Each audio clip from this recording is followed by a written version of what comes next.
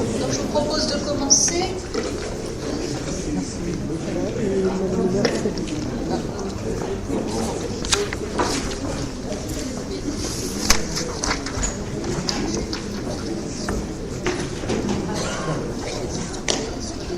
Bonjour à tous et tous.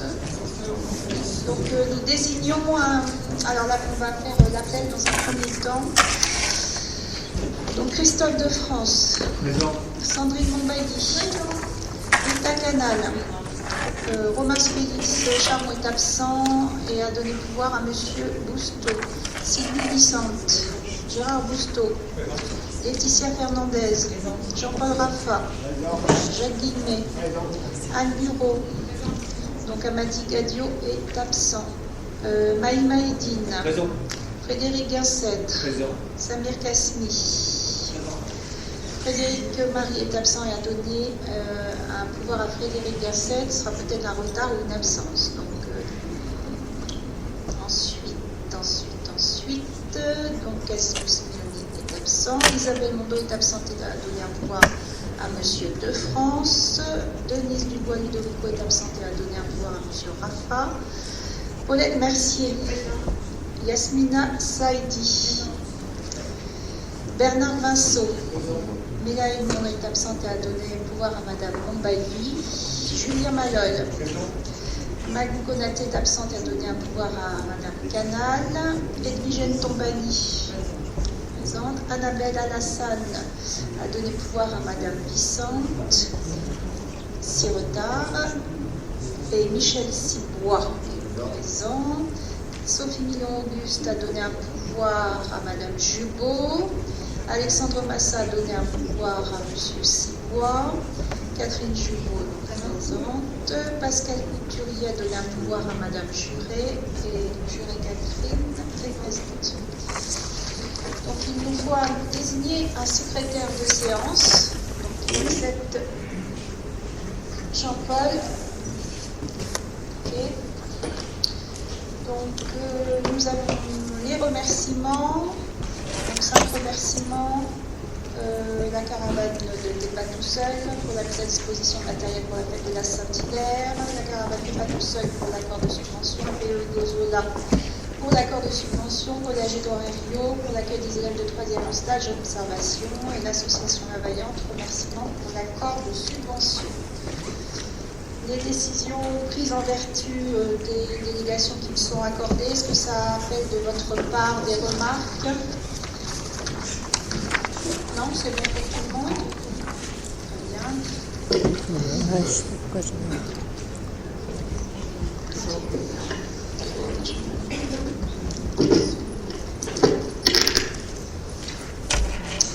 Le procès-verbal de la séance du conseil municipal du 19 juin, est-ce qu'on peut l'adopter en l'état? Est-ce qu'il y a des remarques? Des annotations? Bon. Nous votons. Y a-t-il des abstentions? Des votes contre? Donc, unanimité. Merci. Nous passons à la délibération 1 sur le foyer Marie-Hélène Foucard, la création de postes pour l'accroissement temporaire d'activité. Donc, au niveau du foyer Marie-Hélène Foucard, notamment par rapport à nos cuisiniers, vous savez que le foyer Marie-Hélène Foucard a 2 cuisiniers. Nous rencontrons actuellement des difficultés par rapport à ces 2 personnes en poste. Nous avons donc besoin de créer un poste d'adjoint technique territorial de la catégorie C pour un accroissement temporaire et un renfort occasionnel. Donc il vous est proposé de créer un emploi non permanent à compter du 11 septembre 2025 pour assurer la préparation des repas du foyer Marie-Hélène Foucard qui ne sont actuellement pas du tout effectués. La salle est fermée. En salle et en portage à domicile et de participer aux animations de la structure. Donc c'est de la filière technique. Donc je l'ai dit, un poste d'adjoint technique territorial à temps complet de la filière technique et de fixer sa rémunération. et de m'autoriser à recruter les agents contractuels pour pourvoir à cet emploi et à signer le ou les contrats de recrutement, et de dire que les crédits nécessaires à la rémunération et aux charges sociales s'y rapportant sont bien évidemment inscrits au budget, au chapitre et articles prévus à cet effet. C'est bon pour tout le monde. Nous passons au vote. Y a-t-il des abstentions, des votes contre? Donc merci.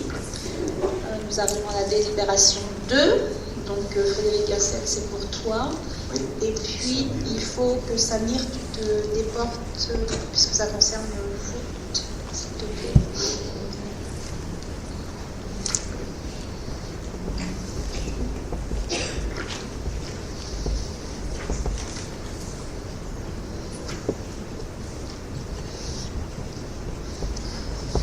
Alors c'est une convention que l'on fait tous les ans, puisqu'elle est reconductible pas tacitement, il faut à chaque fois la faire chaque année. Alors c'est la convention entre la ville de Mainvilliers et le CSM Football pour l'utilisation et le stockage d'un but mobile, propriété de l'association. Donc afin d'enrichir ces situations d'entraînement et plus particulièrement celles menées sur le terrain de football synthétique du stade Bernard Maroquin, le club sportif de Mainvilliers Football s'est porté acquéreur d'un but mobile. Au vu de la dangerosité potentielle d'un tel équipement, s'il n'est pas utilisé conformément à la réglementation en vigueur, il apparaît nécessaire d'encadrer son utilisation et son stockage par le CSM Football sur le domaine public par l'intermédiaire d'une convention spécifique jointe en annexe. La présente délibération a donc pour objet d'autoriser Madame le maire ou son représentant à signer la convention devant intervenir en la matière. Il est proposé au conseil municipal d'autoriser Madame le maire à signer la convention pour l'utilisation et le stockage d'un but mobile, propriété de l'association. Donc après on a la convention avec pas mal de petites choses que l'on rappelle, et surtout on voit que cette convention est valable jusqu'au 31 août 2026. Merci. Nous pouvons passer au vote. Donc y a-t-il des abstentions, des votes contre? Merci. Tu continues, Frédéric? Alors ensuite on a le Tour d'Eure-et-Loir cycliste 2026. Subvention exceptionnelle à l'association Loisirs, Évasion, Vélo et Sport, qui est l'organisatrice du Tour d'Eure-et-Loir. Considérant que la ville de Mainvilliers participera en tant que ville-étape à la 57e édition du Tour d'Eure-et-Loir cycliste qui se déroulera courant avril 2026, le départ de la 3e étape Mainvilliers-Janville aura lieu depuis le parvis de la mairie.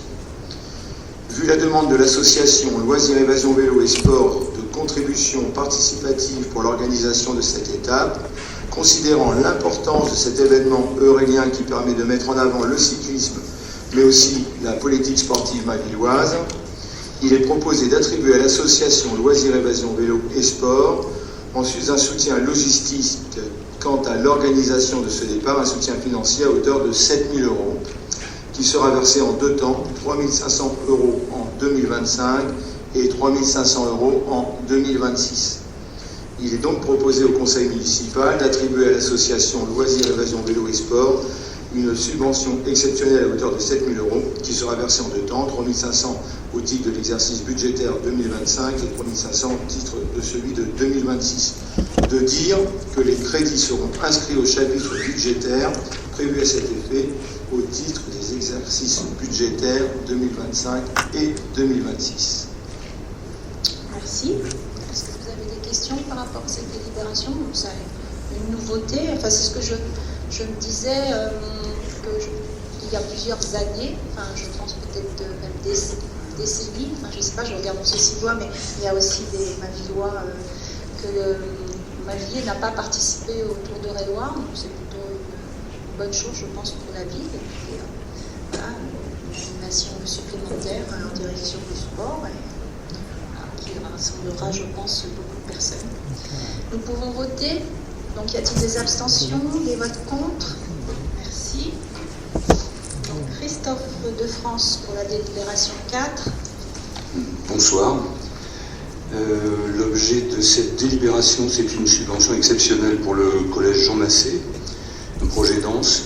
Courrier que nous avons reçu le 8 juillet 2025 Donc, considérant que le collège Jean Massé, en collaboration avec l'artiste chorégraphe Émilie Carayol, va mener un projet chorégraphique au cours de ce premier trimestre de l'année 2025-2026, celui-ci verra son aboutissement au début de l'année 2026 par un témoignage dansé, donc un spectacle.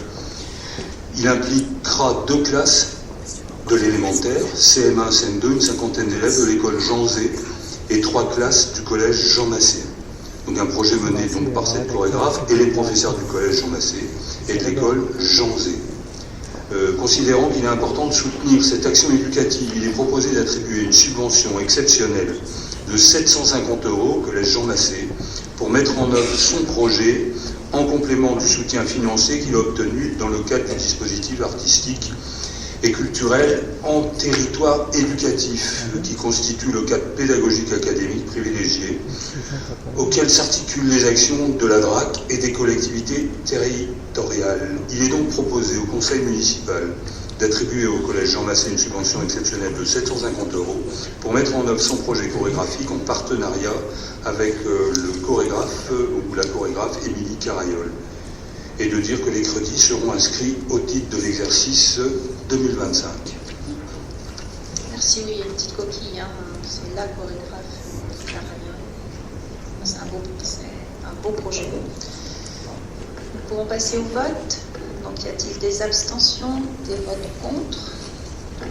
Merci. Nous passons à la délibération 5. Sandrine Montbadi. Merci Madame le maire, bonjour à toutes et à tous. Donc je vais vous présenter ce soir la décision modificative numéro 1 du budget de ville dans un premier temps. Donc suite à de nouvelles dépenses, il est nécessaire de prendre une décision modificative numéro 1 en dépenses de la section de fonctionnement afin d'une part d'inscrire une subvention au budget du foyer Marie-Hélène Foucard pour abonder sur ce budget le montant des crédits des achats de prestations de services nécessaires à la livraison de repas et d'autre part d'inscrire 2 nouvelles subventions exceptionnelles pour lesquelles les délibérations vous ont été présentées précédemment, à savoir Tour d'Eure-et-Loire, cycliste 2026 et collège Jean Massé pour le projet danse. Ainsi, pour équilibrer cette décision modificative numéro 1, il est nécessaire d'abonder en recette de la section de fonctionnement une inscription complémentaire relative à la dotation de solidarité urbaine. Il est donc proposé au conseil municipal d'approuver la décision modificative numéro 1 du budget principal ville pour l'exercice 2025 présenté ainsi. Vous avez le petit tableau derrière. Donc vous avez en dépense la subvention de fonctionnement aux organismes publics, budget annexe non doté de la personnalité, donc ça c'est les 30 600, c'est lié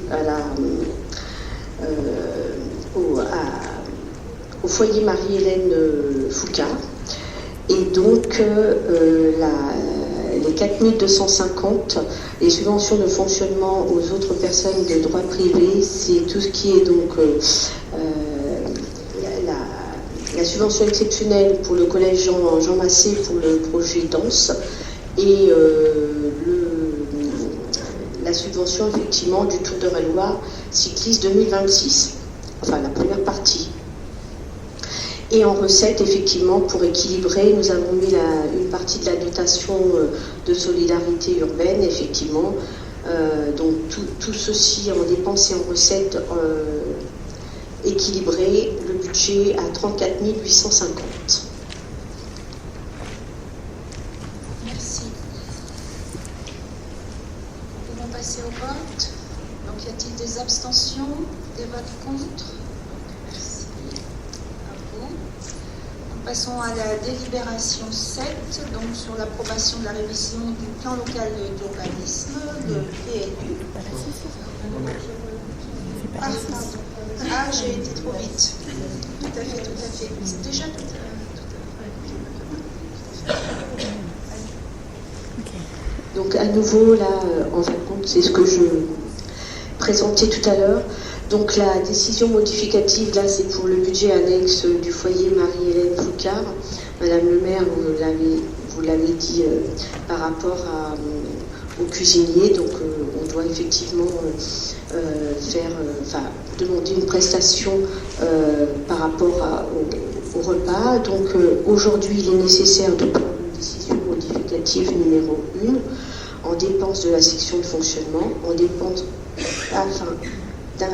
afin d'inscrire une nouvelle dépense relative à l'achat de prestations de services nécessaires à la préparation de repas. Aussi, pour équilibrer cette décision modificative numéro 1, il est nécessaire d'abonder en recette de la section de fonctionnement une inscription complémentaire correspondant à la subvention communale. Il est proposé aux membres du conseil municipal d'approuver la décision modificative numéro 1 du budget annexe du foyer Marie-Hélène Foucard sur l'exercice 2025 présenté ainsi. Donc pareil, donc en dépenses, nous avons mis l'achat de prestations de services pour 30 600 et en recettes, donc ce qu'on a vu précédemment pour équilibrer, donc c'est la participation du budget de la ville à hauteur de 30 600. Donc nous avons en dépenses et en recettes un équilibre, l'équilibre du budget donc à 30 600 euros. Merci Sandrine. Nous devons passer au vote. Donc y a-t-il des abstentions, des votes contre? Merci à vous. Donc nous arrivons à la délibération 7 cette fois-ci sur l'approbation de la révision du plan local d'urbanisme PLU. Donc, comme vous le savez, la commune a prescrit la révision de son PLU par délibération en date du 7 avril 2022, dans un contexte d'importante évolution territoriale qui réinterroge ou amène à préciser certaines orientations du PADD et notamment l'arrivée en phase de programmation du projet de PNRU mené sur le centre-ville, la mutation souhaitée de la zone artisanale du Valier vers un quartier résidentiel, la réalisation du pôle gare à Chartres qui va avoir des répercussions sur le fonctionnement de la partie est de la commune et la place de la nature dans la ville et la préservation des espaces verts au sein d'une ville qui se densifie. Cette révision est donc l'occasion pour la commune de poursuivre ses propres objectifs. Donc je ne les relis pas, mais l'ensemble des objectifs ont été définis et précisés lors des différentes phases d'élaboration du dossier PLU révisé. Vous dire qu'il y a eu un bureau d'études qui est Atelier DEL et ses partenaires qui ont été désignés pour mener les études nécessaires à la révision du PLU. Que le projet d'aménagement et de développement durable PADD est structuré notamment selon 3 axes: une ville dynamique, un développement cohérent, une ville pour tous, un cadre de vie préservé et un environnement au cœur du projet pour faire face au réchauffement climatique. Que ces orientations ont été débattues lors du conseil municipal du 13 décembre 2022, qu'elles ont donc guidé la rédaction de la partie réglementaire du projet de PLU, que pendant la durée de cette procédure de révision, la ville a organisé la concertation publique par différentes actions qui vous sont listées, il y a donc eu à la suite un bilan de concertation qui est annexé au dossier du PLU, que le PLU a été arrêté lors du conseil municipal du 10 septembre 2024, qu'il a été ensuite soumis à l'avis des personnes publiques et associées, que l'enquête publique, elle, s'est tenue du 28 avril au 28 mai 2025, que l'ensemble des remarques émises par les personnes publiques associées et du public ont été étudiées et que le commissaire enquêteur a établi son rapport en date du 20 juin 2025 et a émis un avis favorable au dossier du PLU révisé. Donc, conformément aux conclusions du commissaire enquêteur, le plan local d'urbanisme a pris compte des observations des personnes publiques associées et des observations du public. Le dossier de PLU étant complet et la cohérence entre les différentes pièces étant établie et explicitée dans le rapport de présentation, il vous est proposé ce soir au conseil municipal d'approuver le projet de plan local d'urbanisme tel qu'il est annexé à la présente délibération, de dire que conformément aux dispositions des articles R153-20 et R153-21 du Code de l'urbanisme, la présente délibération fera l'objet d'un affichage en mairie pendant 1 mois et d'une mention dans un journal diffusé dans le département, de dire que conformément aux dispositions de l'article L153-22 et du Code de l'urbanisme, le dossier du PLU est tenu à disposition du public en mairie de Mainvilliers au jour et heure habituelle d'ouverture, de dire que conformément aux dispositions de l'article L153-23 du Code de l'urbanisme, le dossier de PLU et la présente délibération seront publiés au portail national de l'urbanisme, de dire que le plan local d'urbanisme sera exécutoire dès sa transmission au préfet et de sa publication sur le portail national de l'urbanisme, prévu tel que suivant les dispositions de l'article L153-23 du Code de l'urbanisme. Voilà, vous avez lu en annexe le rapport de présentation. Est-ce que vous avez des questions par rapport à cette délibération? Nous allons passer au vote. Nous passons au vote. Donc, y a-t-il des abstentions, des votes contre? Je vous remercie. Nous passons à la délibération suivante, la 8, sur le protocole d'accord pour la cession des 3 lots à bâtir ABC sur l'emprise du foncier de l'ancien bâtiment dit la Banane, sur les sections cadastrales AM 225, 344 et 379. Vous savez, le projet de renouvellement urbain porté par la commune et cofinancé par l'ONU vise notamment à diversifier l'offre de logements dans le quartier Talmont-Bretagne. Cela passe par la démolition de logements sociaux et la reconstruction de logements privés permettant l'accession à la propriété des ménages. La commune est donc propriétaire des parcelles cadastrées AM 225, 344 et 379 d'une superficie totale de 24 811 m², 629 rue Georges Jaurès. Le projet de renouvellement urbain prévoit la création de 4 lots à bâtir sur l'emprise du foncier correspondant à l'ancien bâtiment dit la Banane, 6 sur les parcelles cadastrées AM 225, 344 et 379 au 29 rue Georges Jaurès, et la superficie de ces 4 lots est définie de la manière suivante. Donc le lot A 3302 m², le lot B 3092 m², le lot C 3055 m² et le lot D 3370 m². Vous rappelez que la convention pluriannuelle des projets de renouvellement urbain de l'agglomération chartraine, cofinancée par l'ANRU, définit le lot D comme étant une contrepartie foncière en faveur du groupe Action Logement. Donc les lots A, B et C réservés, sont réservés à un promoteur afin de permettre le développement du projet. La commune a donc a été accompagnée par le bureau d'études de l'OGABAT, a lancé une consultation promoteur visant à identifier un promoteur intéressé par l'acquisition des 3 lots.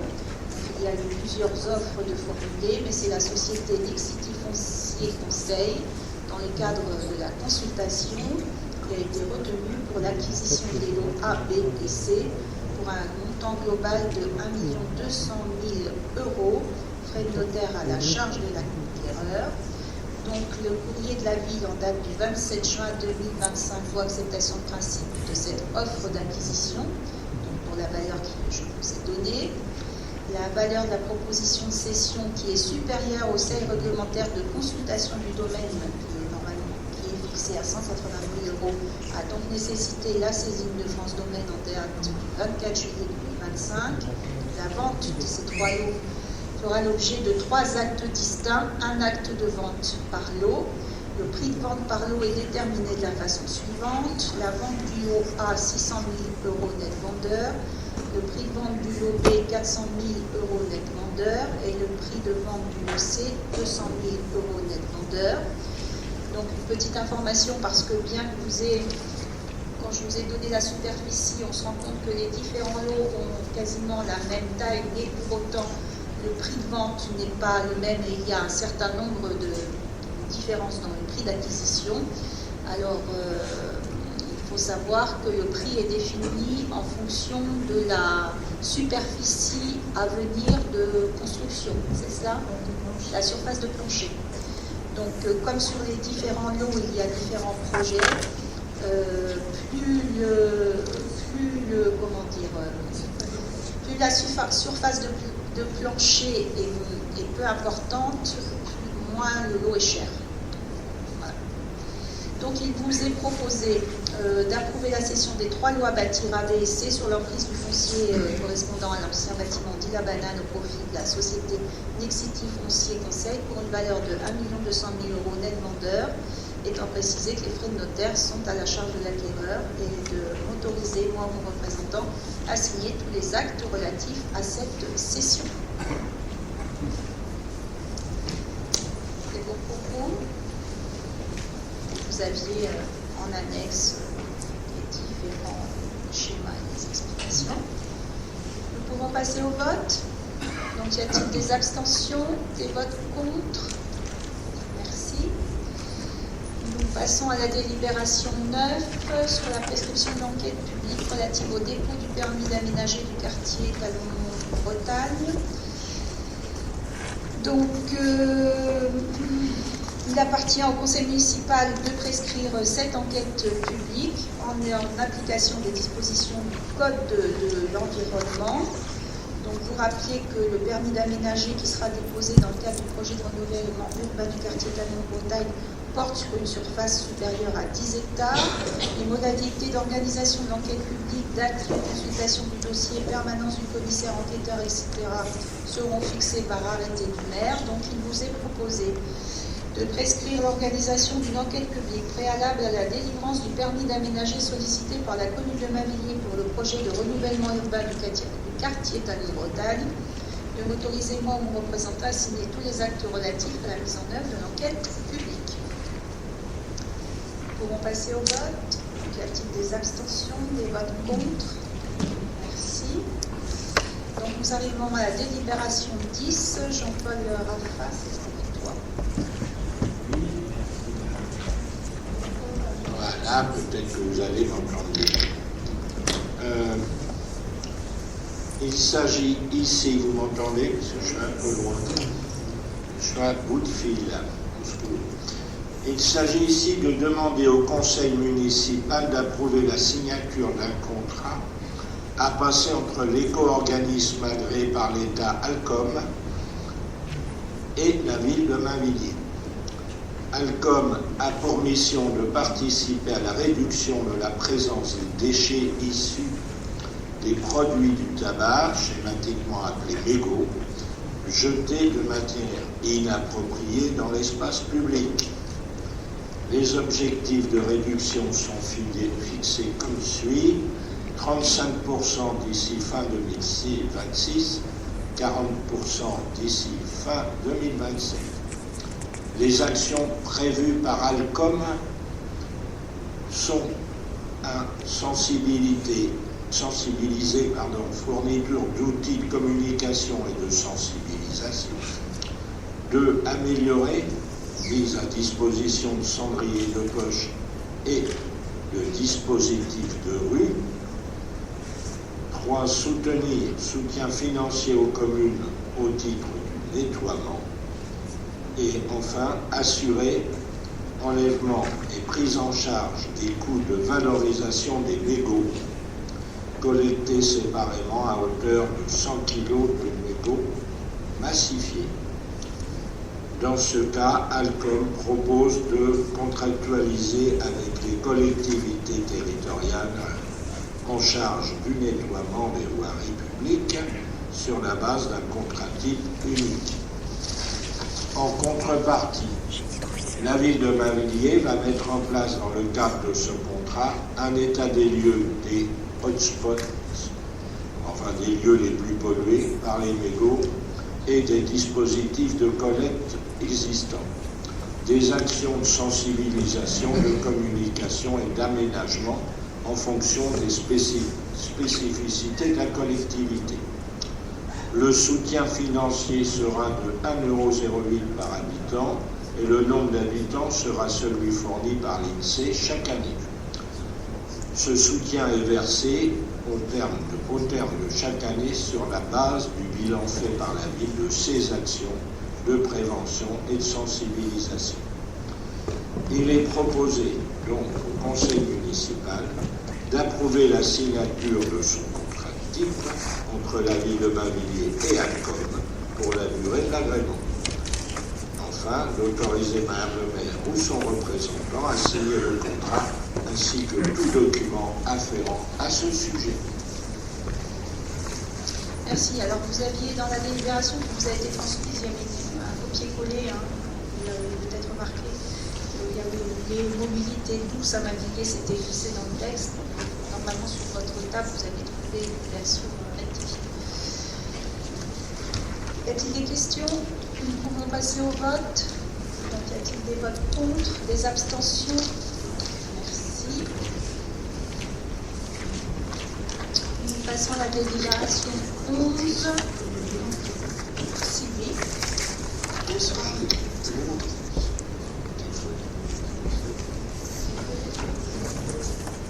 Alors, délibération numéro 11, qui concerne la mise à jour de l'agrément de la crèche familiale pour la capacité maximale d'accueil de 35 places. Effectivement, on a des difficultés de recrutement, donc on est obligé de réduire le nombre de places à la crèche familiale.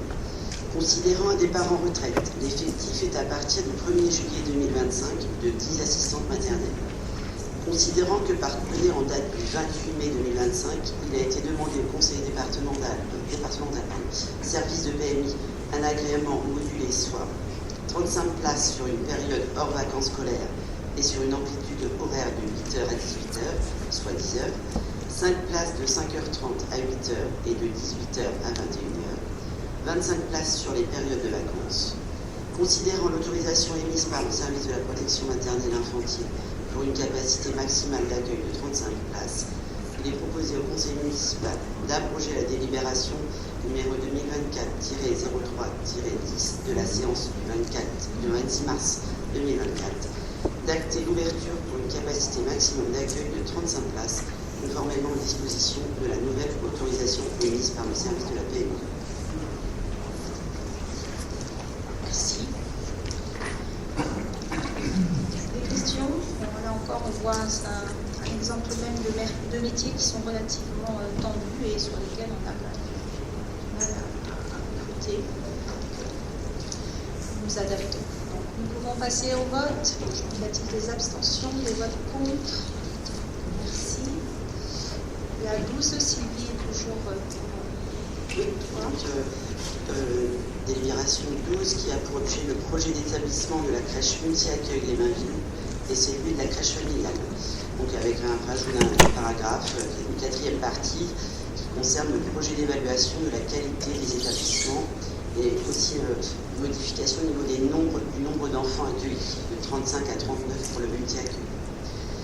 Considérant que les établissements d'accueil du jeune enfant, la UJE, sont tenus de rédiger et de mettre à jour tous les 5 ans leur projet d'établissement. Considérant que le projet d'établissement doit contenir un projet d'accueil, un projet éducatif, ainsi qu'un projet social et de développement durable. Considérant qu'il faille également ajouter un projet d'évaluation de la qualité de l'accueil du jeune enfant qui décrit les modalités de suivi des résultats de l'évaluation et des actions correctives mises en œuvre. Considérant que ce projet doit en outre détailler comment l'EAJE prévoit de mettre en œuvre la charte nationale d'accueil du jeune enfant, il est proposé au conseil municipal d'approuver le projet d'établissement de la crèche multi-accueil Les Mainvilles et celui de la crèche familiale tel qu'annexé sur la présente délibération. Merci. Des questions? Nous pouvons passer au vote. Y a-t-il des abstentions, des votes contre? Merci à vous. Donc nous arrivons à la délibération 13, Christophe. Donc délibération 13, l'objet, l'autorisation de signature des avenants de prolongation pour les agréments CAF du relais petite enfance, RPE, et de l'espace parentalité, l'esprit de famille.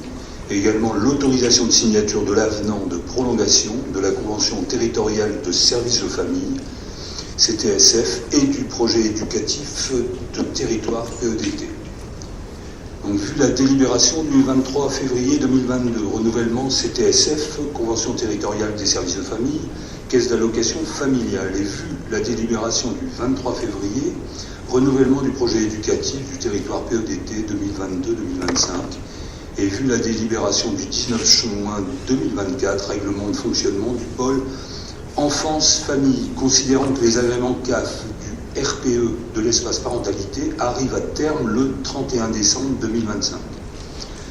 Considérant donc que la Caisse nationale d'allocation familiale va permettre de mettre en place de nouveaux référentiels applicables au RPE et à l'espace parentalité qui devront adapter leurs projets pour conserver leur agrément CAF.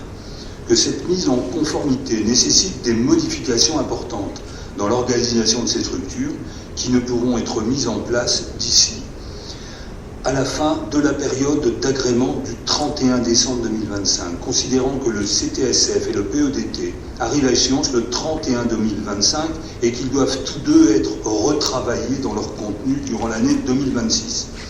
Considérant enfin qu'il apparaît plus pertinent, au regard du calendrier électoral de l'année 2026, de faire courir, c'est-à-dire de prolonger la nouvelle CTSF et le nouveau PEDT sur la période 2027-2031. Il est proposé au Conseil municipal d'autoriser Madame le maire ou son représentant à signer l'avenant de prolongation d'une année jusqu'au 31 décembre 2026 de la CTSF joint en annexe, d'approuver par avenant le principe de prolongation d'une année jusqu'au 31 décembre 2026 du PEDT qui était en date du 2022-2025, de l'agrément CAF du PRE, du RPE, de l'agrément CAF de l'espace parentalité, l'esprit de famille. Merci. Effectivement, comme ça, c'est le 31 décembre. Nous pouvons passer au vote. Y a-t-il des abstentions? Des votes contre? Merci. Nous arrivons à la délibération 14. Jean-Paul Raffin. Oui.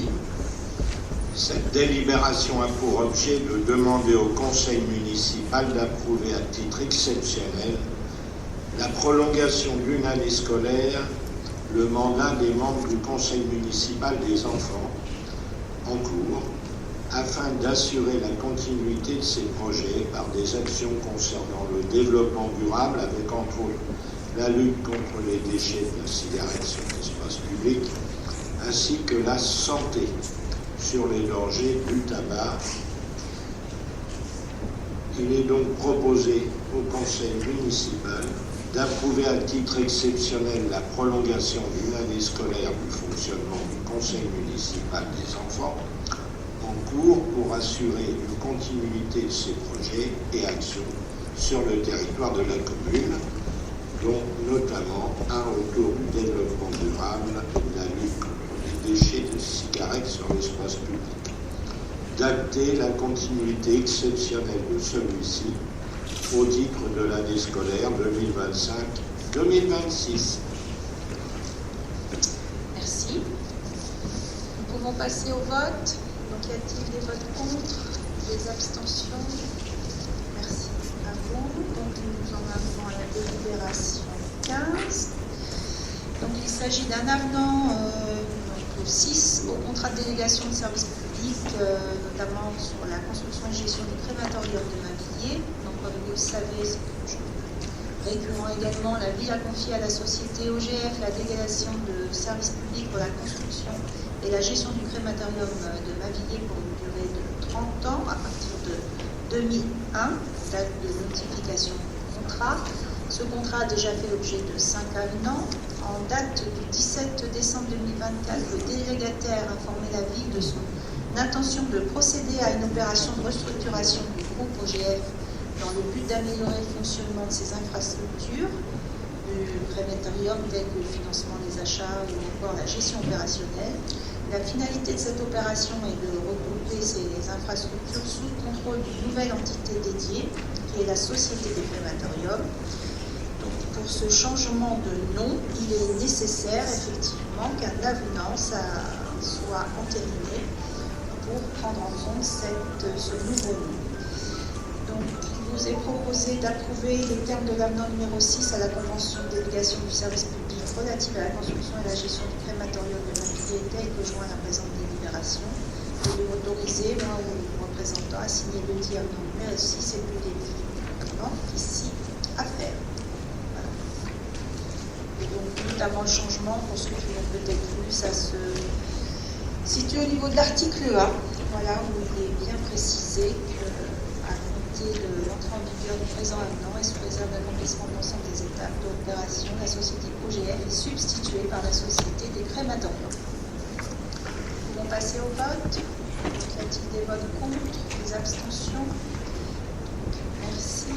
Nous arrivons à la dernière délibération, la 16, sur la liste, donc quelque chose de récurrent chaque année, sur la liste des dimanches dérogatoires au repos dominical au titre de l'année 2026. Donc il vous est demandé d'approuver la liste des dimanches dérogatoires suivantes. Pour les commerces de détail alimentaire, 6 décembre, 13 décembre, 20 décembre, 27 décembre. Pour les commerces de détail non alimentaires autres que l'automobile, 11 janvier, 28 juin, 29 novembre, 6 décembre, 13 décembre, 20 décembre.